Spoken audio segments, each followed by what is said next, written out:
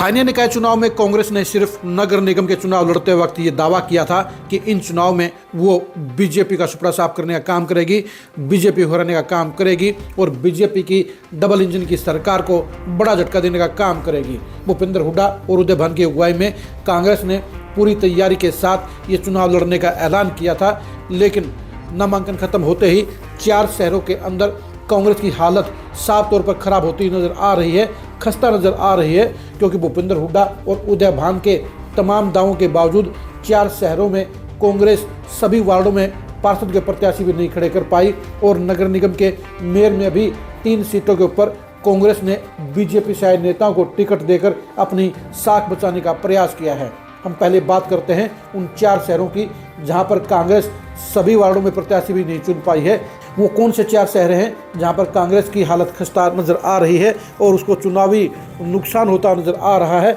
और उनमें कांग्रेस की पोजीशन बीजेपी के सामने क्या है, ये जानने के लिए आज की इस खरी खरी खबर को आप गौर से देखिए।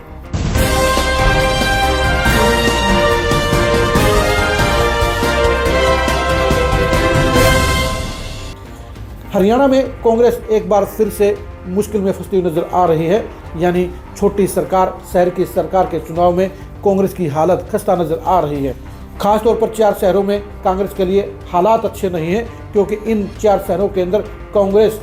बीजेपी के सामने सभी वार्डों में अपने प्रत्याशी भी तलाश नहीं कर पाई है। सबसे पहले हम बात करते हैं गुरुग्राम की। गुरुग्राम सीट पर जहाँ बीजेपी के उधार के कैंडिडेट को उतारकर कांग्रेस ने मेयर की लड़ाई लड़ी है, वहीं पर पार्षद के चुनाव में कांग्रेस सभी वार्डों में प्रत्याशी नहीं उतार पाई है और गुरुग्राम के नगर निगम चुनाव में 7 वार्डों में कांग्रेस के कोई प्रत्याशी नहीं है। जब कांग्रेस के पास सभी वार्डों में प्रत्याशी नहीं होंगे तो ऐसे में वो मेयर का चुनाव कैसे जीत पाएगी, ये बड़ा सवालिया निशान है। फरीदाबाद की कमान उदय भान ने संभाल रखी है। उदय भान प्रदेश कांग्रेस के अध्यक्ष हैं। वो कल भी दावा कर रहे थे कि फरीदाबाद में कांग्रेस की जीत होगी, लेकिन उदय भान तमाम प्रयासों के बावजूद 6 वार्डों में कांग्रेस के लिए पार्षद के प्रत्याशी नहीं ढूंढ पाए, यानी 6 सीटों पर कांग्रेस चुनाव नहीं लड़ रही है और 6 वार्ड खाली रहना इस बात का साफ तौर पर संकेत है कि कांग्रेस के लिए फरीदाबाद में हालात अच्छे नहीं है। ऐसे में उदय भान कांग्रेस को फरीदाबाद में कैसे जिताएंगे,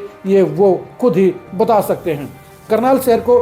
काफ़ी वीआईपी शहर माना जाता है, क्योंकि 9.5 साल तक जहाँ खट्टर साहब मुख्यमंत्री रहे, वहीं पर 6 महीने तक नायब सैनी भी मुख्यमंत्री रहे और दोनों का कार्य क्षेत्र निर्वाचन क्षेत्र करनाल रहा। करनाल नगर निगम के चुनाव में सभी की साख दांव पर लगी थी और ऐसे में बीजेपी के सामने कांग्रेस पहले ही चुनाव हारती हुई नजर आ रही है, क्योंकि कल ही कांग्रेस के आधा दर्जन असरदार नेता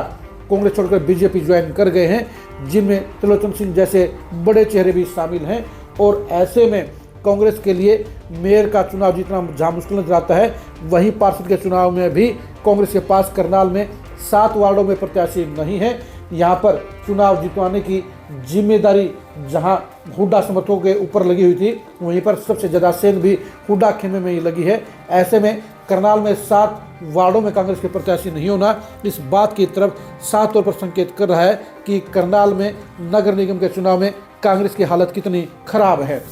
हिसार शहर भी इसी श्रेणी में शामिल हो गया है, यानी हिसार के अंदर भी कांग्रेस के लिए हालात अच्छे नहीं हैं। कांग्रेस हिसार में भी 7 वार्डों में अपने प्रत्याशी नहीं चुन पाई है, क्योंकि कांग्रेस के लिए इस चुनाव में साफ तौर पर नजर आ रहा था कि वहां पर बीजेपी के सामने जीतने के लिए मजबूत प्रत्याशी उतारना चाहिए, लेकिन रामनिवास राणा की बजाय कृष्ण टीटू को चुनाव लड़वाकर कांग्रेस ने जहाँ पहले अपना नुकसान कर लिया, वहीं पर 7 वार्डों में प्रत्याशी नहीं मिलना, पार्षद प्रत्याशी का चुनाव खाली रहना साफ तौर पर कांग्रेस के लिए एक नुकसान की झलक दिखा रहा है। कांग्रेस हिसार में ward number 5, ward number 11, ward number 12, ward number 13, ward number 14, ward number 15 और वार्ड नंबर 20 में प्रत्याशी नहीं तलाश पाई। ये 4 शहर हरियाणा की सियासत में बहुत अहम योगदान रखते हैं, क्योंकि गुड़गांव और फरीदाबाद जहाँ फाइनेंशियल तौर पर हरियाणा की रीढ़ की हड्डी हैं, तो वहीं पर हिसार और करनाल पॉलिटिकल तौर पर आज की तारीख में बेहद खास मायने रखते हैं।